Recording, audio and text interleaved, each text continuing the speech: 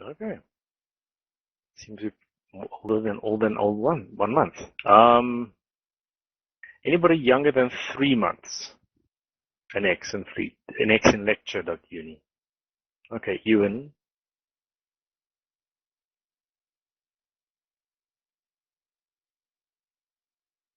Okay. Okay. I also just want to quickly recruit a teaching assistant.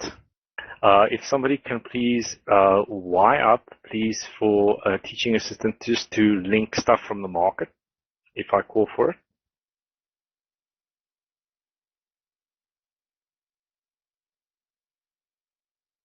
Thank you, Pinky. Okay, now let's look at the presentation in Google Docs. Okay, we'll just start with slide 2 quickly. That's just me. Hello. That's just my equivalent of a CV. I started EVE in 2013 and joined E-UNI just about 2 weeks into the game. I'm pretty much an incursion FC. I was with EVE-UNI incursions, but of course I've moved on from that point. Joined Unibombers, mentor PvPFC, and I'm currently an FCC candidate and resident in the wormhole from January of this year. But that's enough about me. Let's just look at the scope of what we're going to look at today. That's slide 3. Okay, the first thing we're going to look at is wetware. Now, that's the stuff between your 2 ears. In other words, your brain, your reflexes, your nerves and your fingers, the gooey stuff that lets you move, as I say there. The in-game wetware, so in other words, what your character skills can train. Cyberware, any implants that can help your character. And the stuff that you can put into your pod that can help. Drugs, the stuff that makes your capsule tingly, as it says there. And then ships we're going to look at. What choices of ships are we going to have to help our maneuvering, if that's what we want. Then modules and rigs and T3 subsystems that influence our maneuverability and speed. Finally, fleet boosts, and then true manual control. Okay.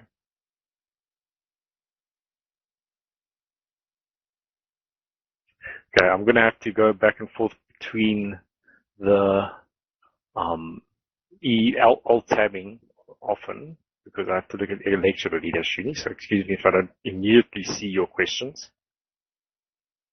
Okay, look at slide 4. We start with wetware.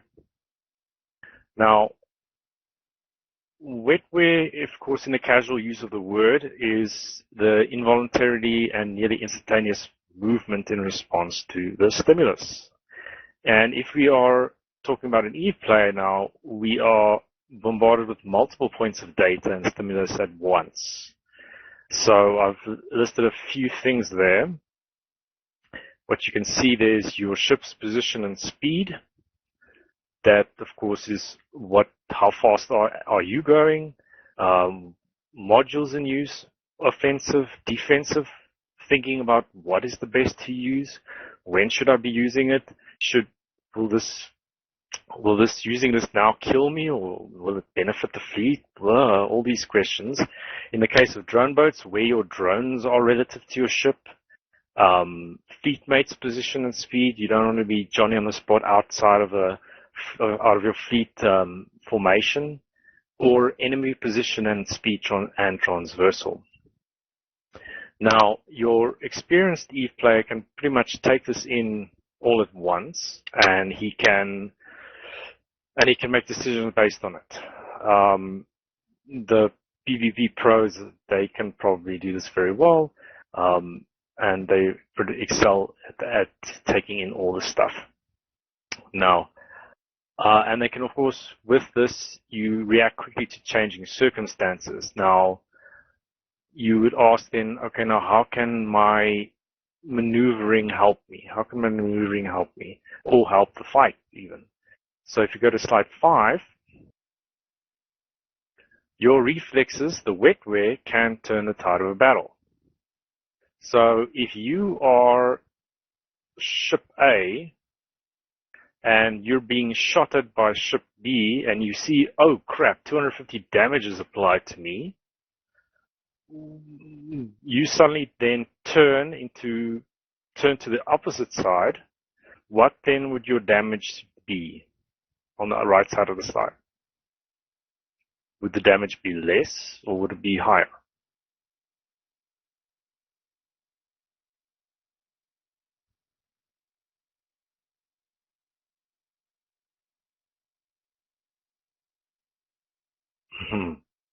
The ships are not moving? Yeah, they are moving. It will be less.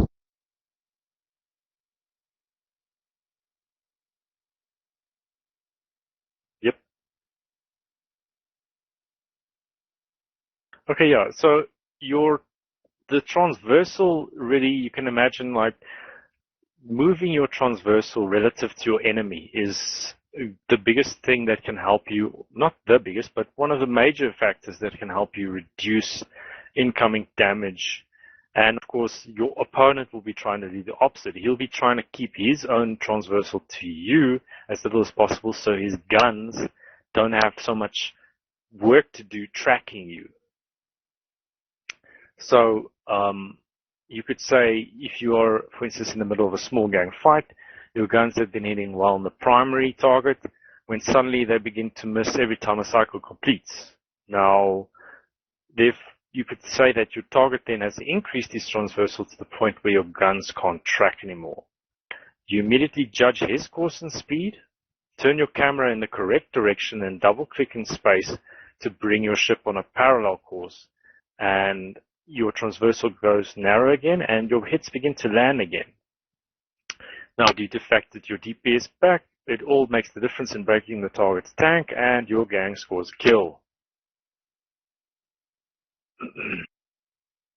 So that's just, for instance, a little small case study with regard to that. Okay. Look at slide 6. Now, how can you improve your reflexes in wetware? Now, this is something that it says no quick and easy ways, only experience and practice. It's really there's a few things you can do. Any sort of anything that helps you, just practice it. There's a few things you can do while you are stationed with pause spinning. I'm not sure if you guys can click on the link that you see there, IQ. That's just if you just Google search any sort of reflex exercises, you can find a whole bunch of them online that are for free. That's just a few that I've found that are pretty good.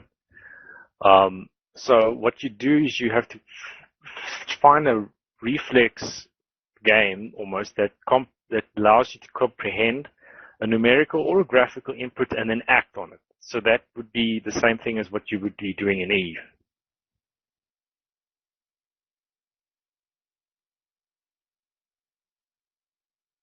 Okay, right click opens it, yeah.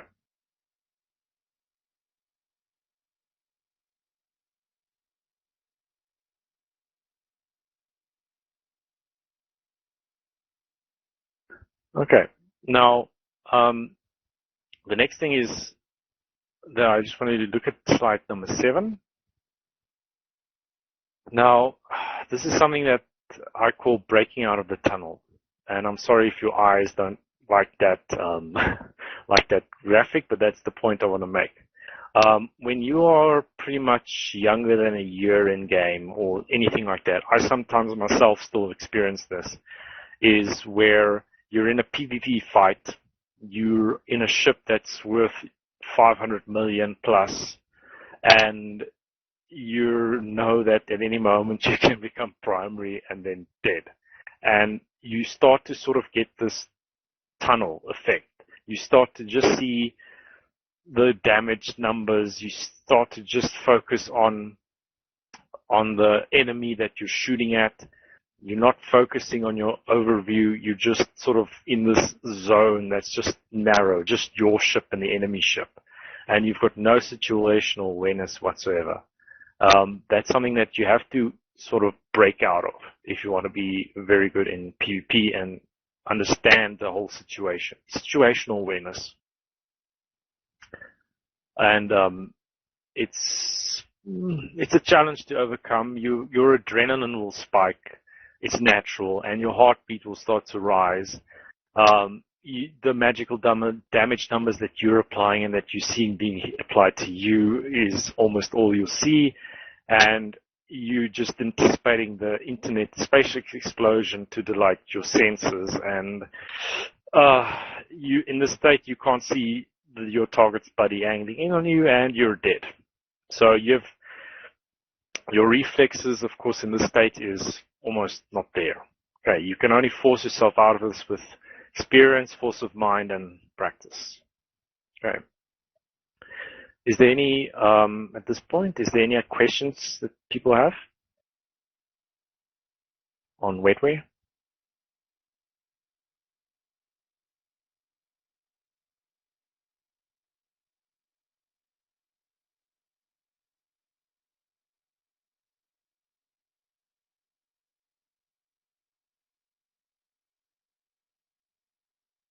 You are free to speak up and mumble if you're frantically all typing away, but otherwise.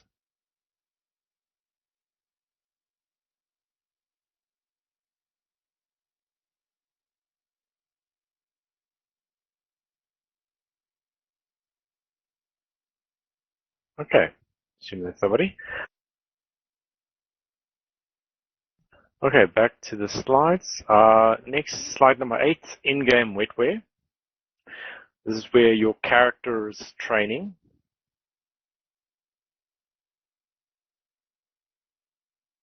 And slide 9, we start to look at this. What can you train for your character that will help with your maneuvering and your speed, but maneuvering is more important here. Now, you'll find that in EVE, the names of skills can sometimes be deceptive of what they actually do. So just keep that in mind. So number 1, of course, is the most important and most obvious one, navigation. Skill at your regulating your power output of ship thrusters, your 5% bonus to ship warp ship velocity per skill level. Now, this is, of course, a basic one that everybody should try to get a 5 as soon as possible if you want to fly in any type of frigate or light ship. And it's a prerequisite for most Tech 2 frigates as well. Now, second is acceleration control. This is your skill at efficiently using afterburners and micro warp drives. 5% bonus to afterburner and micro warp drive speed boost. Now, this is a very useful one. If you ever wonder why can that guy always outrun me, this is one reason why. If he has it to 5, then he will always outrun you. Afterburner, this is, as its name implies, just skill in afterburner. It reduces the afterburner cycle duration and 10% reduction in afterburner capacity use. So if you want to have more capacitor at the end of the day using an afterburner, then make sure you have a high level of afterburner. And finally, high-speed maneuvering, skill at using micro warp drives, 5% reduction in micro warp drive capacity usage per skill level. So that's a deceptive name. It doesn't help changing direction faster or anything like that. It just helps your MWD cap usage. So a high skill in that means you can use your MWD much longer. So it probably translates to that. Okay. Slide number 10. And the major skill that we're dealing with this class called evasive maneuvering. That is the biggest skill that we're going to deal with in terms of how your ship handles. Evasive maneuvering 1 to 5 is what we want. Slide 11 is improved skill at efficiently turning and accelerating a spaceship. 5% improved ship agility for all ships per skill level. That is the big skill that affects your ship performance in terms of turning. You want this to 5 if you want to fly interceptors and anything in the small range, small ship category, really. Of course, it helps with big ships as well, but we really want to have this at 5 in any case, and I'll explain later. Now, here's the thing. Ships need to slow down before they can turn, and they are asked, but why? This is space. So who can answer that for me? Why does our ship need to slow down before it can turn? Because this isn't a true vector thrust game? Yes. It's not. There isn't true Newtonian physics, in Eve. There's actually a bit of law associated with this, why the law masters at some point want to create an excuse for it, and it's something to do with how the warp drive interacts with the space-time continuum technobabble, and that's why our ships behave like they're actually submarines instead of spaceships.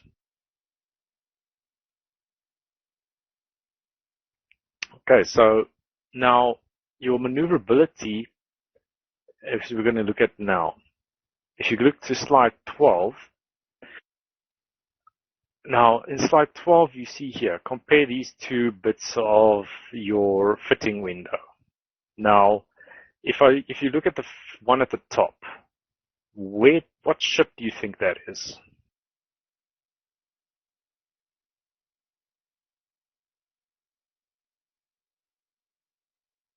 What type of ship? Interceptor.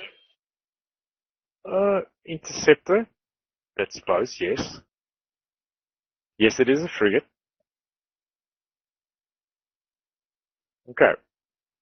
Yeah, that's basically a frigate. It is specifically my Helios that I have in Wormhole Space. Now, there's two things you can see there. The top two things are what we're going to look at specifically. You see there's a little wing, 2.0331x and 1271 tons. And there you see the AU per second is the warp speed. And compare that to the bottom one. Now, what ship is that, do you think?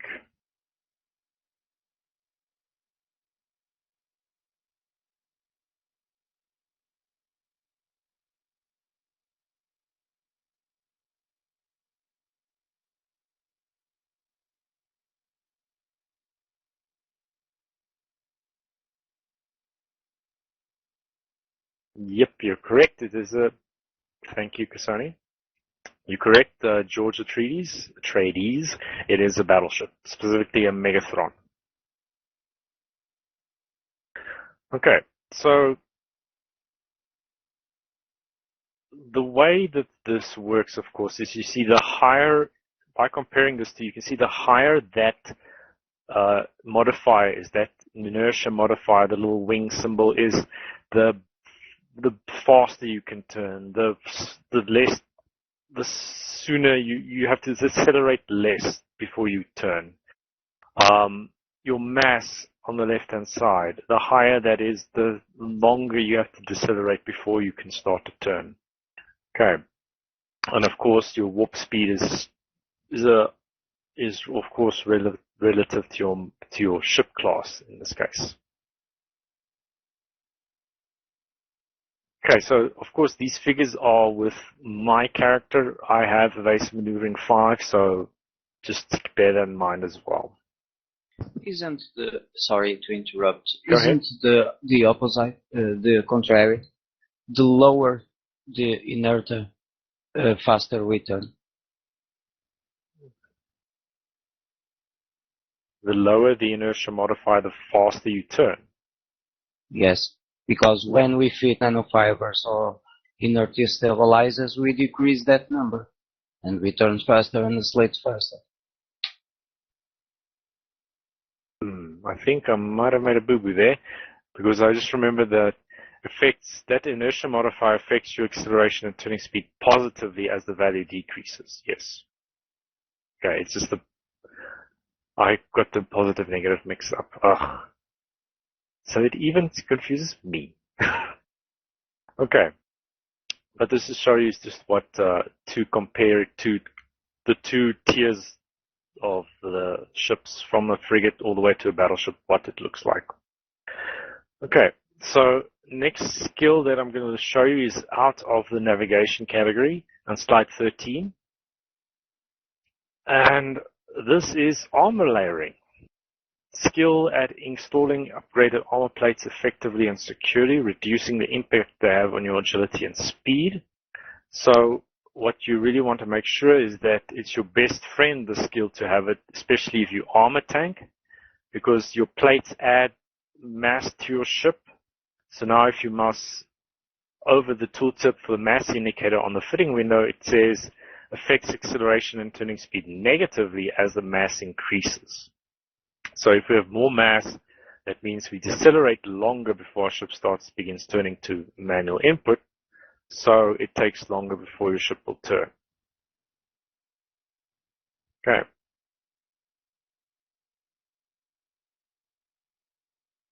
This is also a very good skill to have if you live and work in wormhole space.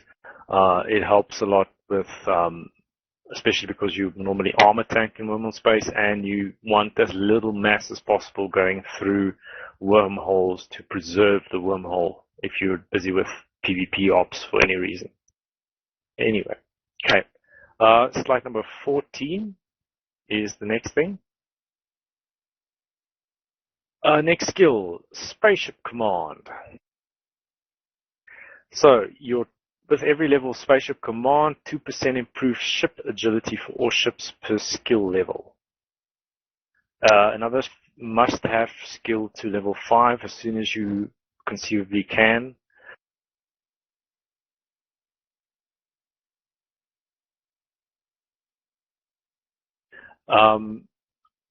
A lot of the tier 2 ships require that you have Spaceship Command 5 before you can get into them.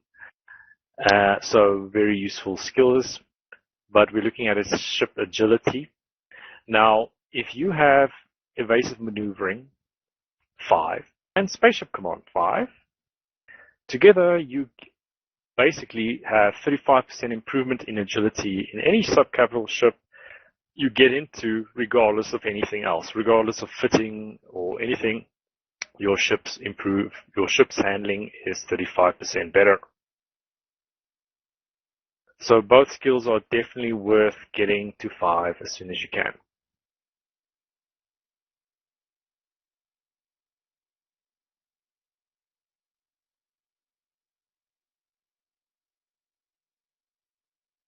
Okay, are there any questions on skills for the character?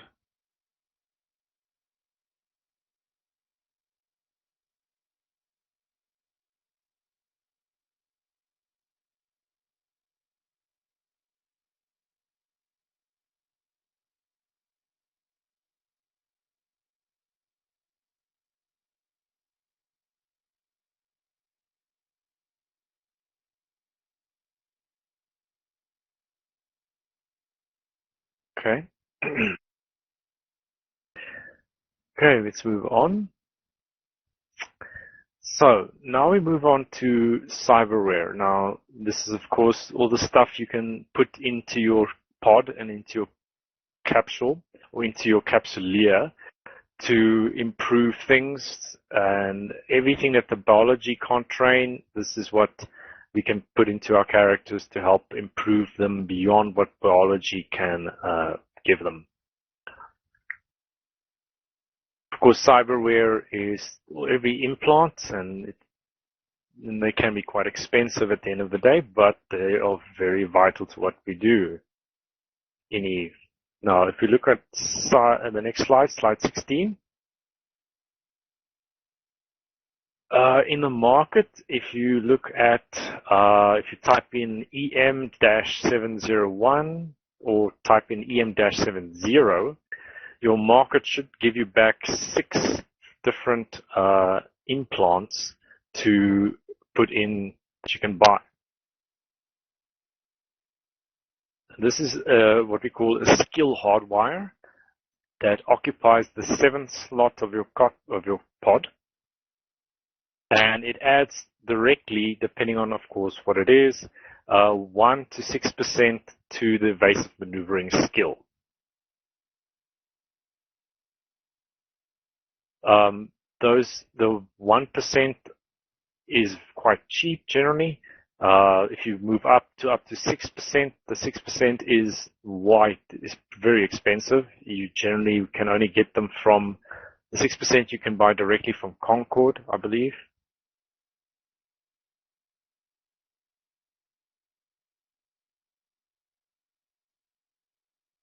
Okay, so let's say, for instance, you have money and you bought yourself a 706, and you have now 6% added to your evasive maneuvering. Now, the next set is, you're going to look at for implants is the Nomad implant set. So if you type into the market, Nomad, then you should get a bunch of implants that return.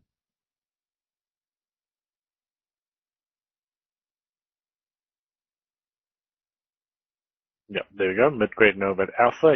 I don't believe you get any high grades, but I haven't seen high grades.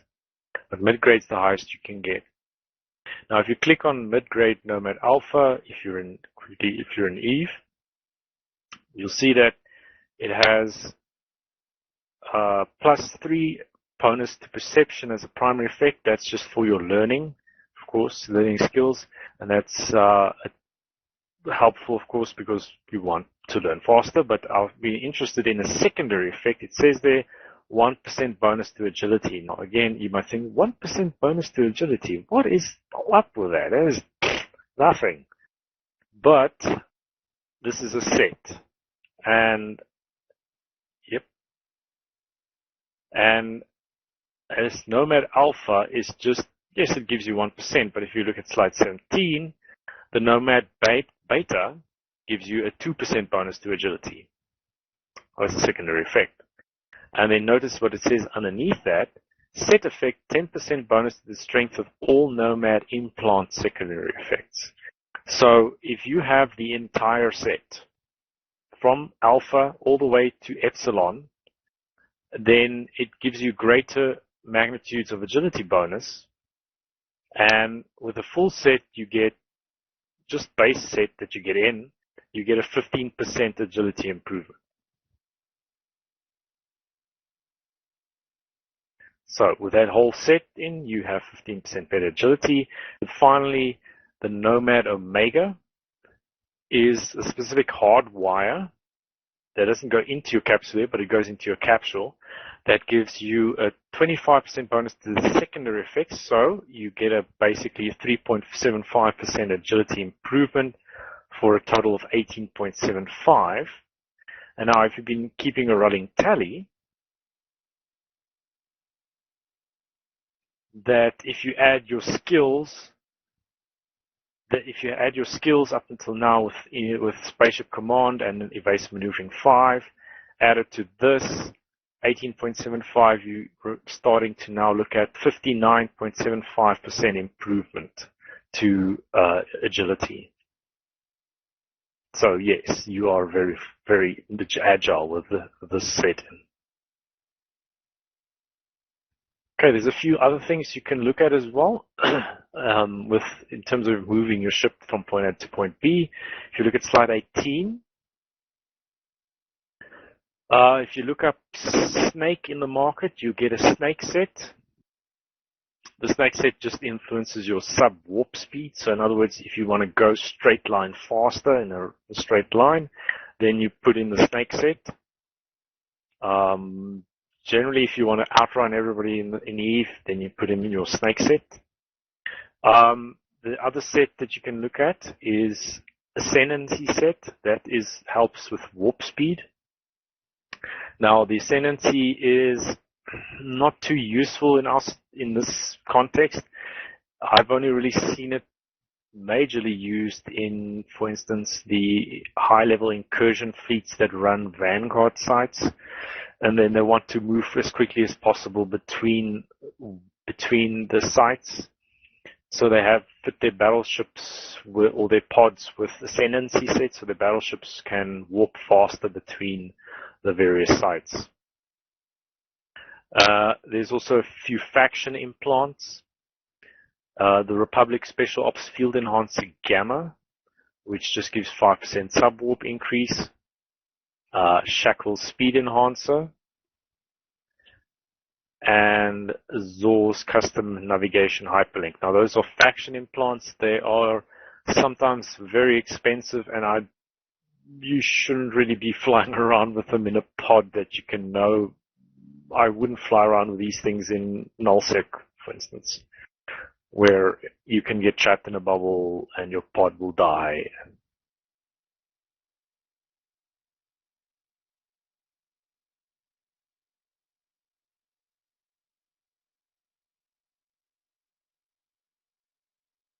Okay, so that's cyberware.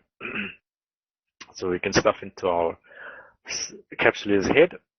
Now, the next thing we're going to look at briefly is drugs. Drugs. Now, drugs is not really that helpful to us in this context. But I'll just go over it briefly. You have 3 slots in your capsule for boosters or drugs that you can put in. If you look on slide 20, the only thing that really helps us for this is Quaif 0 that goes into slot 1. It helps there.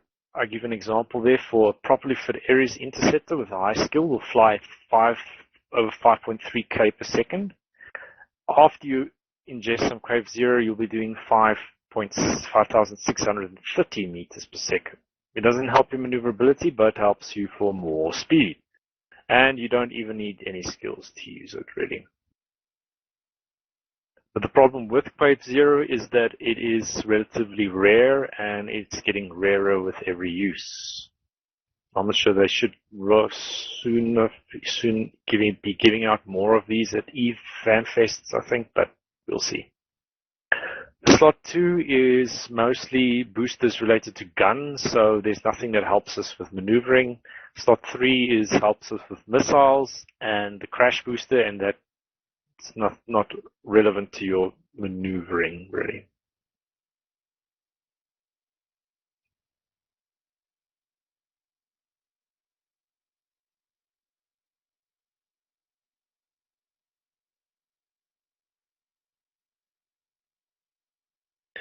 Okay.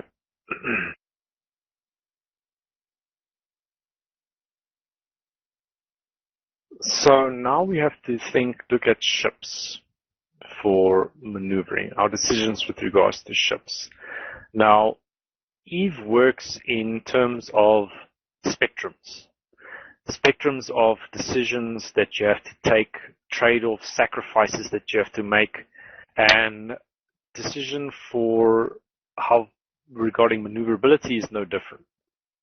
If you look on slide 21, I basically lay out this spectrum that we dealt with in Eve. Firstly, extremely maneuverable shuttles and pods, of course.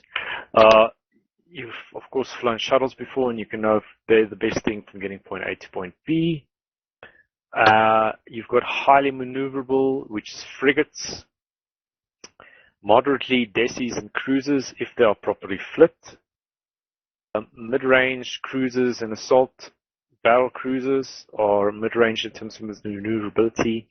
Slow are combat battle cruisers, although that's probably been changed a bit. And battleship and large Tech 1 industrials are your slow ships in Eve, and very slow, of course, are your capitals, freighters, jump freighters, and capital industrials. And it has an engine in question marks, super capitals and titans. Now, your first question to ask when you decide on a ship is, in terms of maneuverability, is of course, what, in slide 22, what do I want to achieve? Do you want to travel from point A to point B? Do you want to actually do PvP, or do you want to just PvE? And that will determine your choice. Now, if you want to get through point A to point B through war target infested high sec or possibly a dangerous low sec, and you don't have to worry about cargo. Maybe you have a few skill books, then you're best served getting into a Leopard. If you can just link the Leopard for me.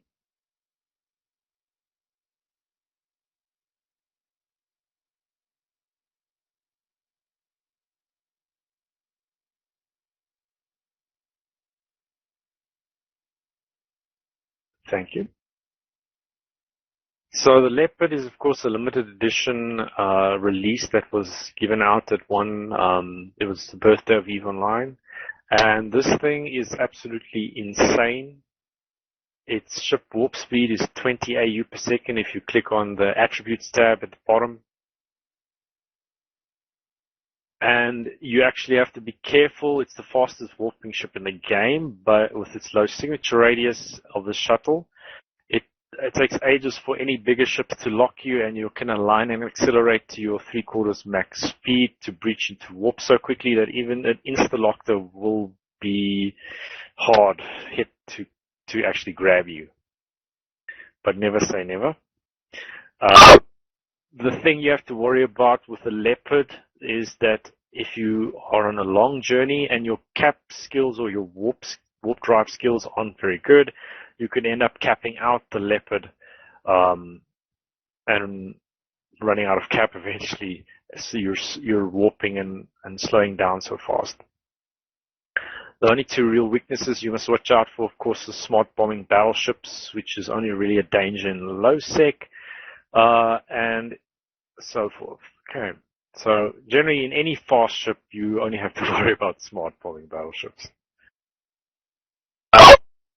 If your objective is to fight and blow up other people in PvP, then of course you must think of a whole bunch of other considerations, your tank, your utility, your prop mods, and of course what DPS you want to do.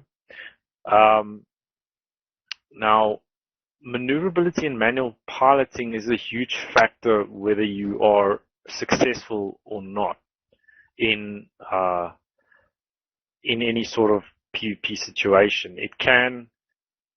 It's the difference between you landing and scramming a target or they getting away, basically.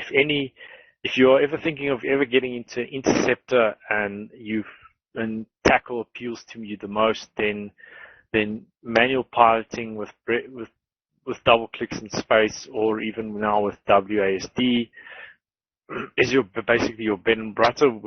With no tackle, your targets escape, no kills. It's as simple as that. And with DPS pilots, you also need to think of manual piloting, especially when you're flying with big guns. Standing still sometimes cannot be enough to reduce transversal enough, sometimes, depending on what range you are on. You need to judge your target's course via your overview. If you look at your transversal indicator on your overview, you must keep an eye on that as a DPS boat to make sure it's low, so that your guns can track and you can hit properly. Ideally, you want to try and put your ship on a parallel course to compensate for high transversal. And even if you're a logi pilot, you want to also have a good idea for maneuvering, because you need to keep your main fleet as a shield between yourself and the enemy. And if you are ever primaried as a logi, then you need to be able to judge your speed tank. So you need to engage your afterburner and increase your transversal to a high as possible relative to the enemy fleet. But you also, of course, can't go far away from your own logi buddies, otherwise you're running away from them and they can't remote repair you.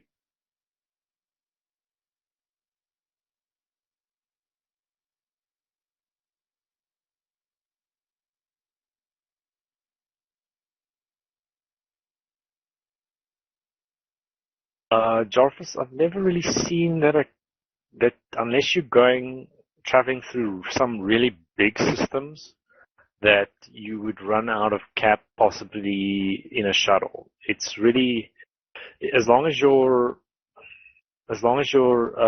warp drive operation skill is reasonable, then you shouldn't have problems. Inky leopards are not immune to bubbles, so no.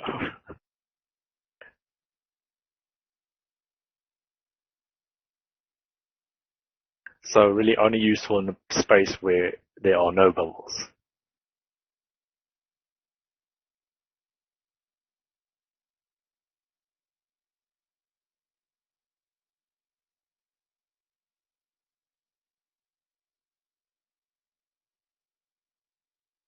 Okay, are there any other questions about what we've done so far?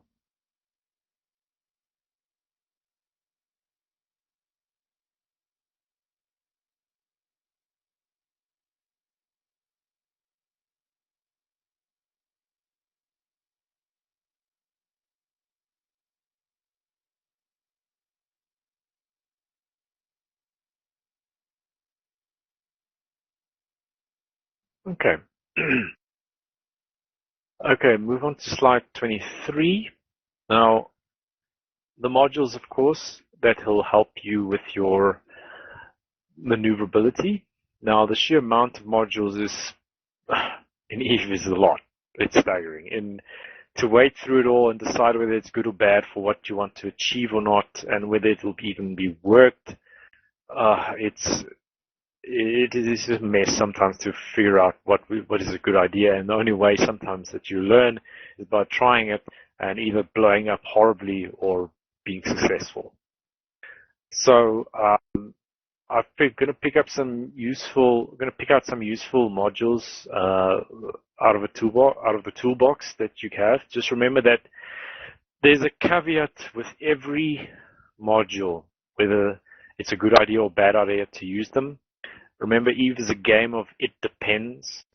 So in one situation, it will be a good idea to use the module. In another situation, it's a horrible idea to use it. Okay, so if you go to your market in ship equipment, propulsion and propulsion upgrades, there will be a few further categories. The first you can look at is what we call hyperspatial accelerators. We look at slide 24.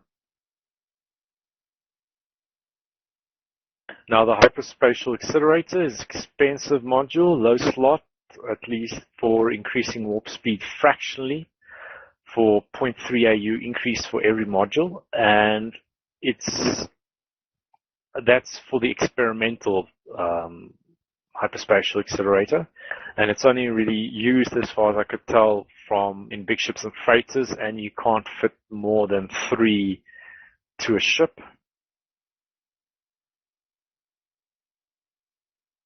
And in the one that's most directly related to our maneuverability is inertial stabilizers.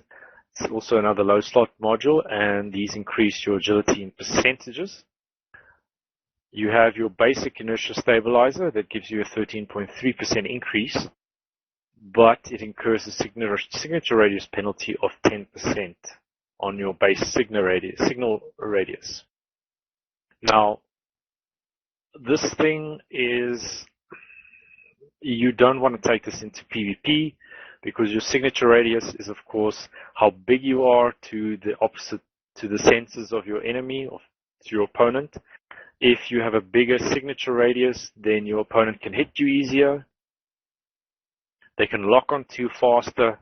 And if you're in something like a frigate, then that is the worst module you can pretty much put into your low slot to help you improve your agility.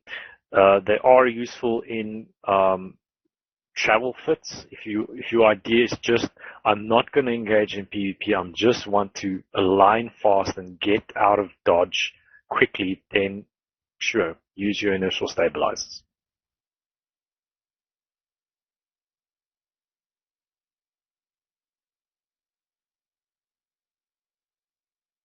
Okay, slide 25 to continue. We next have the Overdrive Injector. These increase your base subwarp speed at the cost of a low slot and less cargo room in your ship. This is an easy one to try and increase if you have problems with your speed. You can fit some of these, and it's easy to trade off cargo room in your ship if you're any sort of combat ship. You don't really care. And then the next bit in the category is Wilco Stabilizers. They simply prevent you from being warp disrupted or scrammed, and it negatively affects your sensor resolution and lock range very badly. So, travel fits only, gentlemen. Don't fly with these into PvP. You are severely gimping yourself, and you will, put it on a travel fit for your very expensive battleship, but do not fly it into PvP.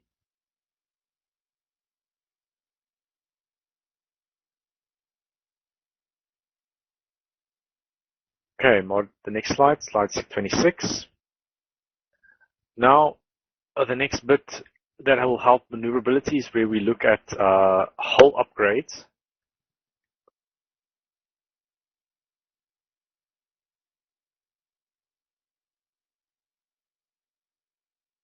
And in hull upgrades, we have a few things that we can look at. We can look, for instance, at the nanofiber structures. They are low slot module. They increase your subwarp speeds and your agility. So they're useful in that respect. They give you both improvements at the cost of your ship structure in terms of hit points, reducing it in the basic version by 10%, in the Tech 2 version by 20%. Now, you can decide to make this sacrifice. I mean, by the time you're in structure, you might as well be dead anyway for a lot of ships, but it can mean the difference between getting out successfully with a sliver of structure or not. If you have nanofiber installed, then you will blow yourself at that. You will die in comparison to if you do not have a nanofiber fitted. So they're pretty much useful. A lot of the time, if you hear pilots talking about a nano Ishtar or a nano something, then this is what they mean. That means their low slots are filled with nanofibers that helps their maneuverability a lot.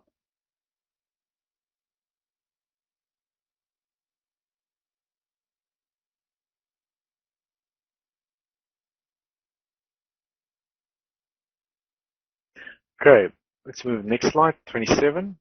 Now we look at rigs and Tech 3 subsystems that will help us in terms of maneuverability. Slide 28. Now, rigs at its basic is modifying a characteristic of our ship beyond ordinary specification at the cost of bad performance or penalty in another part of our ship, which we can either live with or the penalty is non-existent and we don't care about it. Okay. So in your market, if you look in ship modifications, astronautic rigs, small, medium, large, and capital, you will find what we're talking about in the next few slides.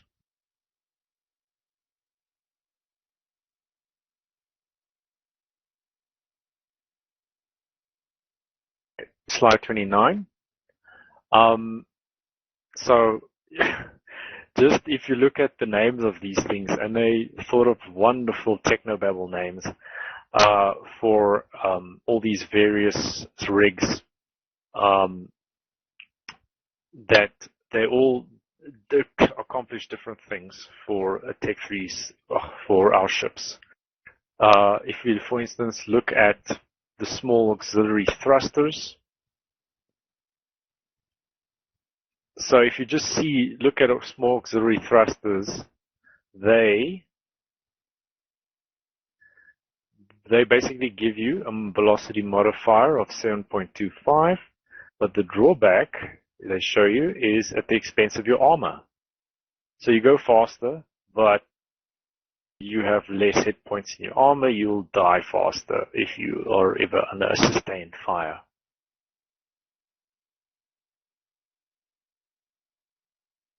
Okay, then we have small cargo hold optimization.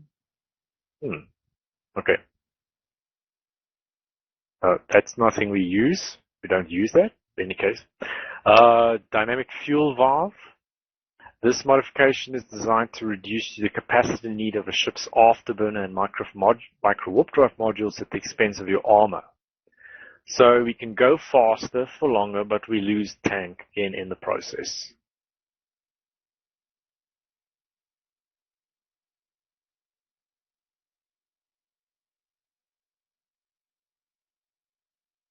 Then engine thermal shielding. That basically helps us with increasing the duration of a ship's afterburner or micro warp drive, again at the expense of our armor amount.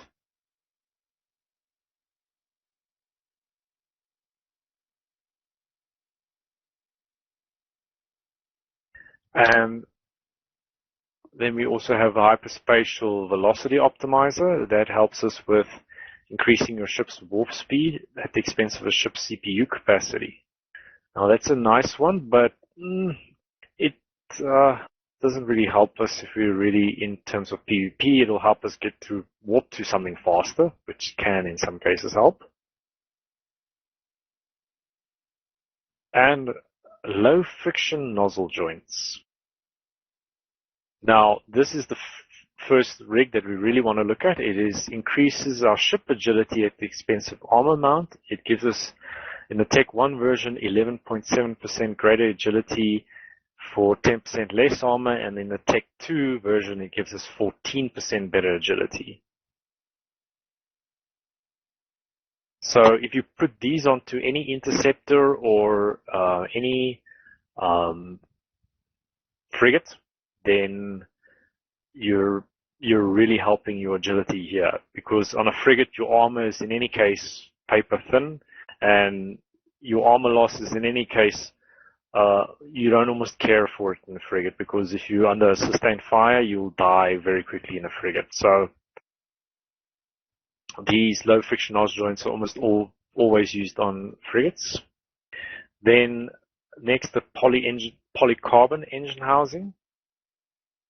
Now this is a double whammy. It helps us with what we want in manual maneuvering. It helps us with not only maneuverability but also with ship velocity. You get less of it than in a specialized rig, but at Tech 2 there's almost no difference. This is the real rig we really want in an interceptor, polycarbon engine housings.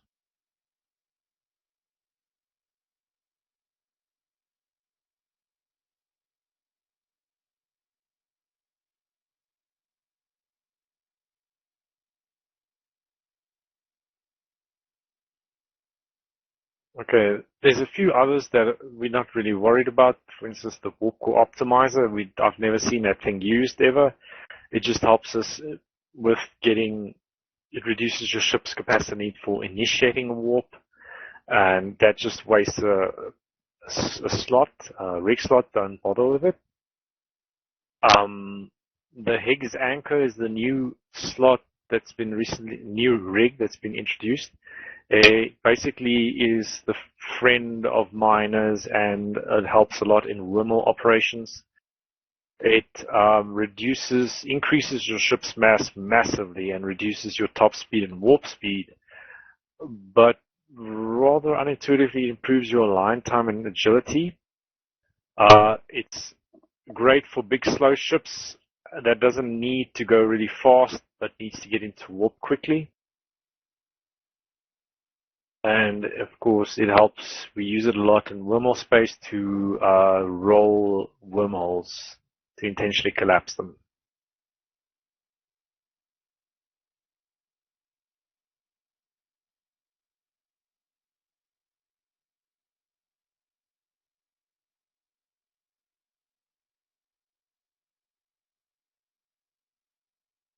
Okay, let's look at slide 30.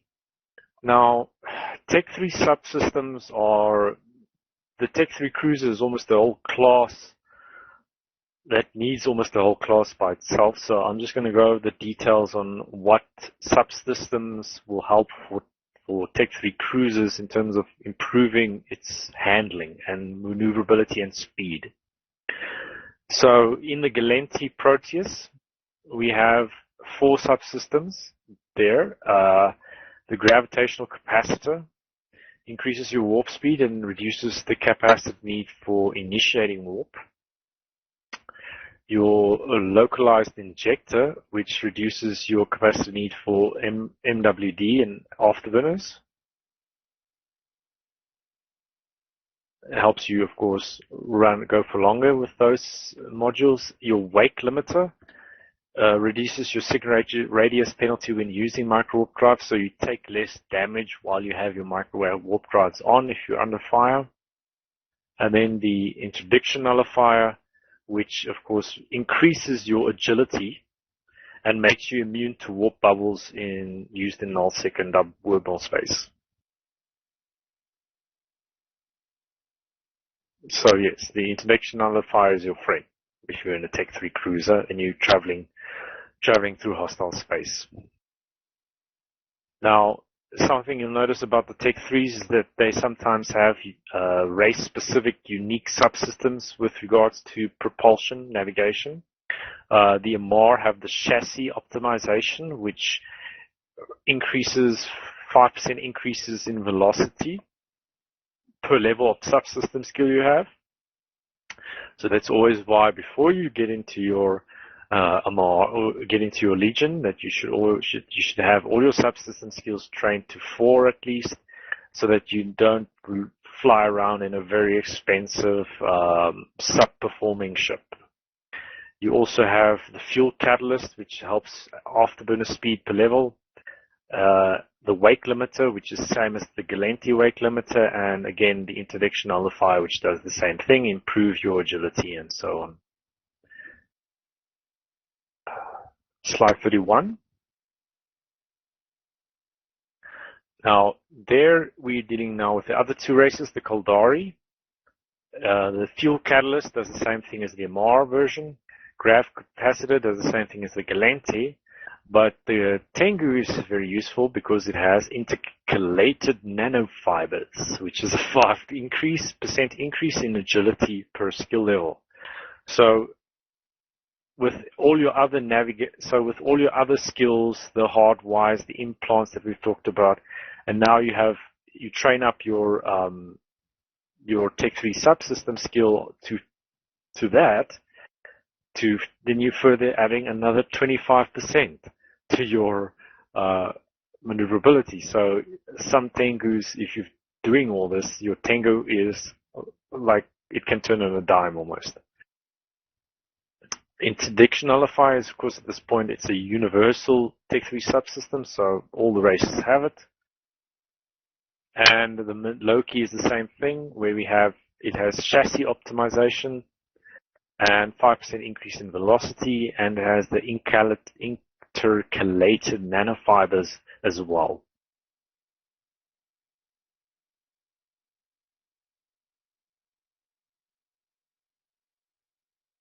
So with the right combination of modules, rigs, and subsystems, you can create a strategic cruiser that can almost warp as fast as your frigate and maneuver as quickly if you set it up that way.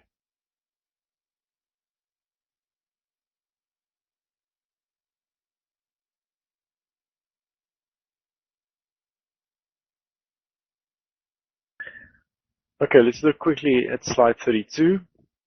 Now, this is a topic that also has its own class. So if you ever have to deal with fleet boosts, there is a Eve University class related to this. But fleet boost does help us in terms of if we want to maneuver better, move faster.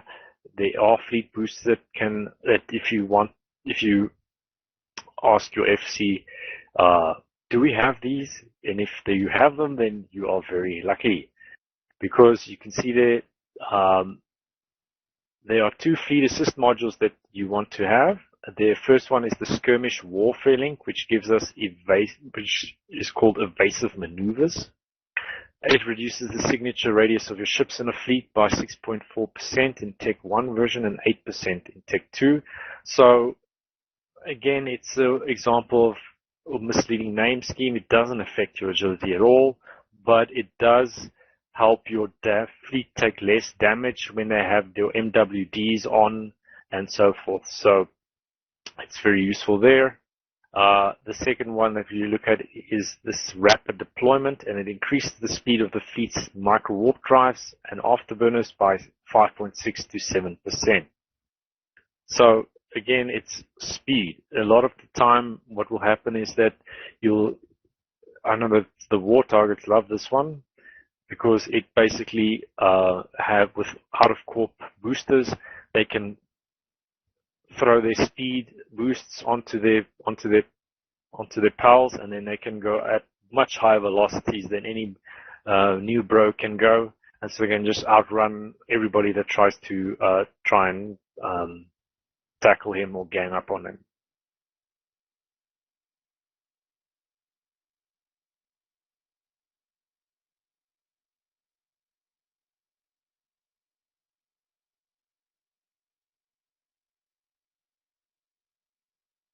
Okay, now if you just quickly look back at lecture.e-uni, I just want to have a quick poll. Who of you have used the manual controls, WASD controls, actually in some sort of way in a fleet fight or PvE or anything like that? Please put an X in lecture.e-uni.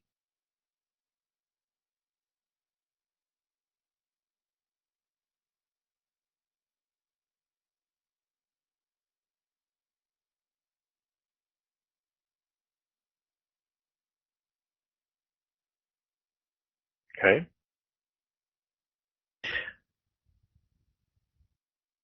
Okay, now put a Y in fleet if you still prefer the double clicks in space. In lecture.e-uni. Put a Y in lecture.e-uni if you still prefer double clicks in space. Oh boy.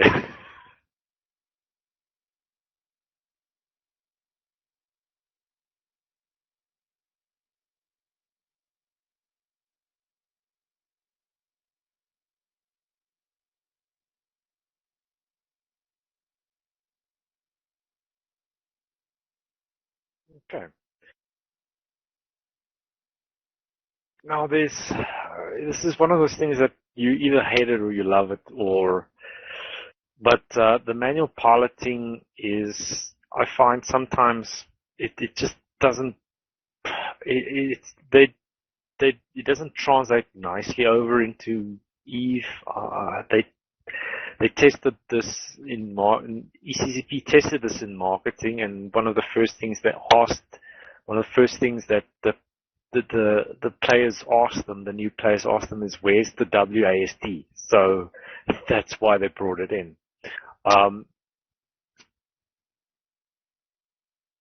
Jarvis, when you say not prefer, I have no idea to change it. What do you mean specifically? Do you mean you don't know how to implement them?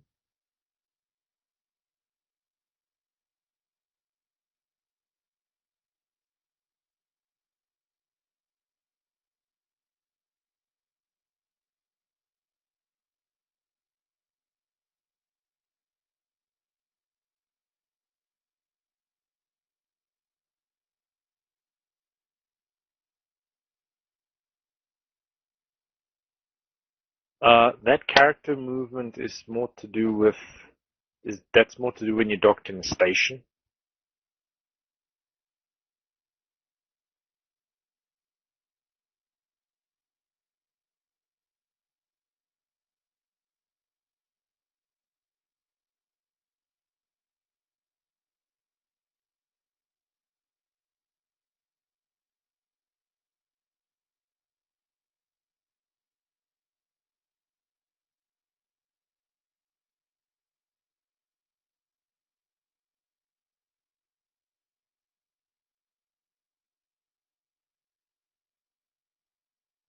Okay, if you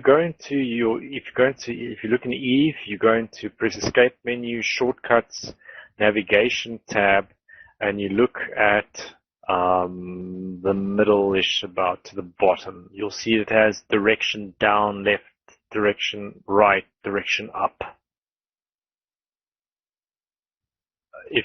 those are the specific ones that relate to, okay, you actually want to move your ship left, right, up, down, and so forth.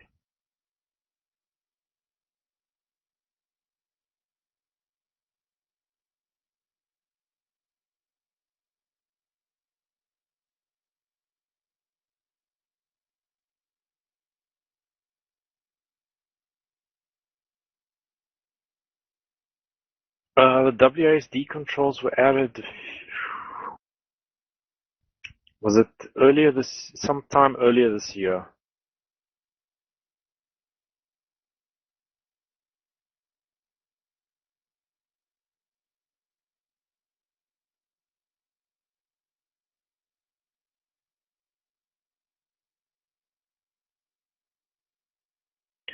Okay, if you look on next slide 33, okay, that's basically the true manual control. Now, this true manual control I'm of two minds of. It can be useful again in certain situations. It's situational. Basically, what happened was that people who came from Call of Duty, Battlefield, and other FPS into Eve, they feel like we're as slow as molasses. Okay, and in a way they're right, because Eve runs on 1 hertz. The server calculates our position in Eve once every second, which of course is a snail pace compared to a first-person shooter, which runs at 30 to 60 frames per second, calculating bullets, rockets, abilities from multiple players, and so forth. So the difference is, of course, an FPS instance in a world is minuscule in comparison to Eve universe. So don't let your buddies belittle Eve. Okay. So in any case, the advent of WASD in Eve doesn't really mean your ship will be more badass than the guy still flying with double clicks in space, because double clicks in space can sometimes be, it's just to do with experience. It can sometimes even be better than WASD. If you experiment with WASD and the way your ship behaves with it, your ship still has to obey the laws of Eve's movement. Even with that, your agility still applies. So if you push W, your ship will turn its nose upwards, but it will first still slow down before it will do that. So the only time I've really seen it that it's useful to use is when I'm in a battleship, and maybe I want to perform some other emergency maneuver to stop myself from being caught on an acceleration gate in an incursion fleet. That's the only time I've really used that. On frigates, interceptors, and destroyers, it can be also useful. If you want to have more direct, faster response, perhaps the WASD would work there. I haven't really, I don't really fly inties, but the WASD can be more advantageous there.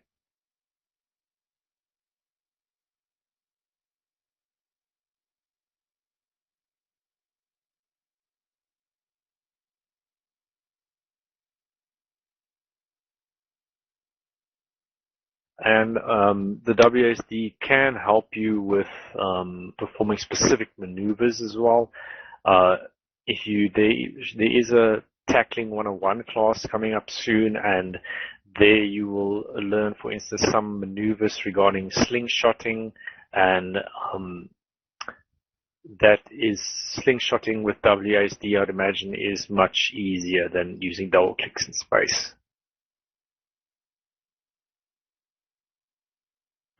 Okay, if you look on slide 34, now this is basically a follow-on to this class, where I want to, which I'm busy developing at the moment. It's Advanced Maneuvering 202, which is basically a full practical class. It has a few things, for instance, like how not to bump a bigger ship, and how in some cases it can be very critical not to bump a bigger ship.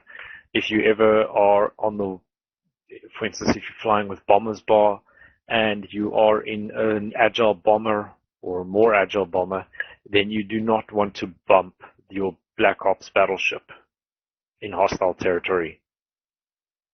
They really don't like it. Nor do you want to bump a Titan. They really hate that. So controlling how your ship moves in relation to a bigger ship can be pretty critical. Then, of course, there are times when you want to bump a ship. That is, of course, when you want to stop it from aligning and warping out, and you want it to stay, and you might not necessarily have a proper point on it yet. Then you want to be able to bump the ship so that it can't align properly.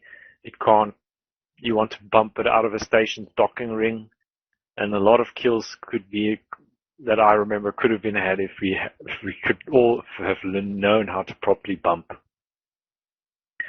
Also, what I'm working on is proper acceleration gate use. It seems very easy. Yes, you can just go up to the acceleration gate, right click and use it. But if there are over 100 ships around you or 50 ships around you, then that's a bit more. You'd end up bumping into all the other ships and so forth. So there could be learning how to properly align down an acceleration gate is a pretty good skill. Then, of course, scramming a cruiser or battleship and surviving. That is where you would have to warp towards this cruiser or battleship, and you're in a frigate, and you have to maneuver so that you don't die to its guns. And lastly, second last, dance with drones. That's basically just a fun little thing where you can use your drones, how to make your ship almost dance on the spot, and then maintaining your cloak in a dangerous environment. So, for instance, if you warp to a place and there's cans scattered everywhere, there's all sorts of stuff that could disrupt your cloak, maneuvering so that you don't lose your cloak. How would you do that? That's in terms of practical.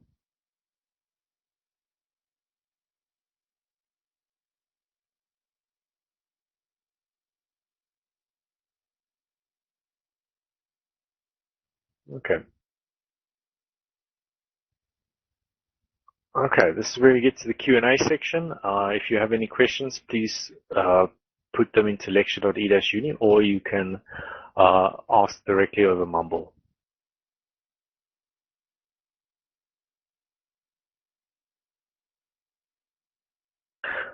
Pinky, I'm not sure when I'm going to have this class finished. It involved, or at least the 202 class finished. It involves quite a bit of prep. And I'm also a bit limited in real life time as well. So soon, TM. Soon. Okay, George Mars asks, for what is the Higgs anchor rig used for? The Higgs anchor rig is practically used for if you want to slow your ship down dramatically, then you use a Higgs anchor. And it basically reduces your ship's maximum velocities majorly to the point where you can accelerate into warp quickly, because remember, your ship has to accelerate to 3/4 of its speed to go into warp. So if you reduce your max possible speed, your ship has to accelerate less to get to that 3/4 warp velocity. And of course, the difference is that it does this by increasing your mass majorly as well. The Higgs anchor is, as I said, is mainly used by miners when they want to keep aligned to a station yet they still want to move slow enough so that their lasers can keep hitting a asteroid or such that they're mining, so that if anybody wants to try and gank them, they can just click warp and go, but yet they're still mining. Also, it's used by Wormhole Corps. They put it on to the large anchor version. They put it onto their battleship. And then they add lots of plates to the battleship to increase its mass.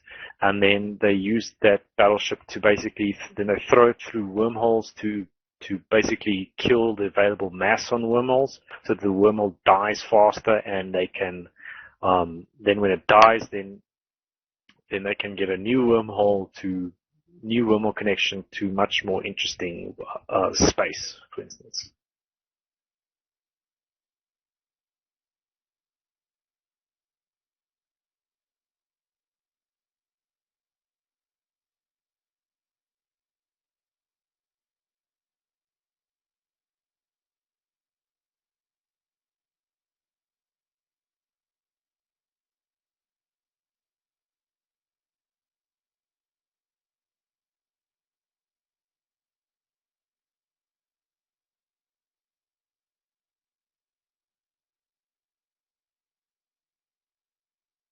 Any other questions?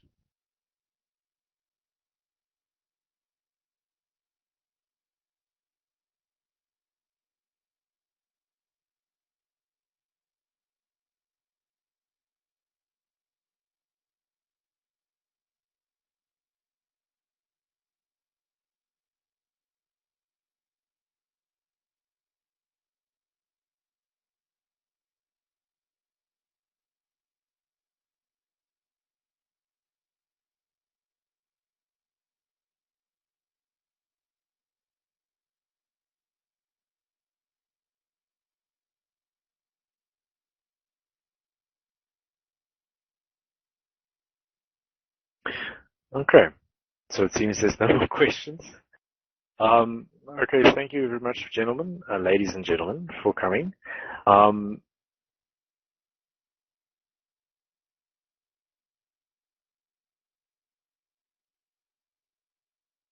If you want to, please go to the link that I'm going to give you now.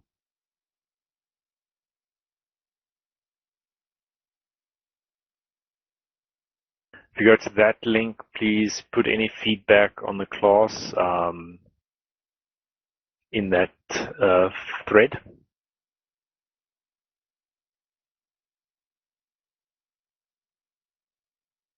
I'm going to try and have the class, the slideshow for the class put into the common library and the Eve University common library. I've had buggy problems with that, with the slideshow viewers. So that if you want to, so as long as you have the link for this, I'm going to keep the slideshow in the Google Docs for the foreseeable future. So if you just want to browse to it again or view it again, you're welcome to use that link still. But I'm going to try and get it as soon as possible into the common library.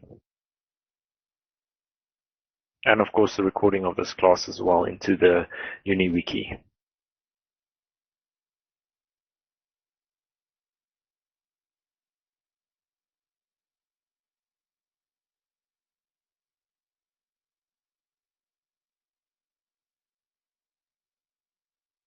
Okay, once again, thank you very much, gentlemen, and have a good evening.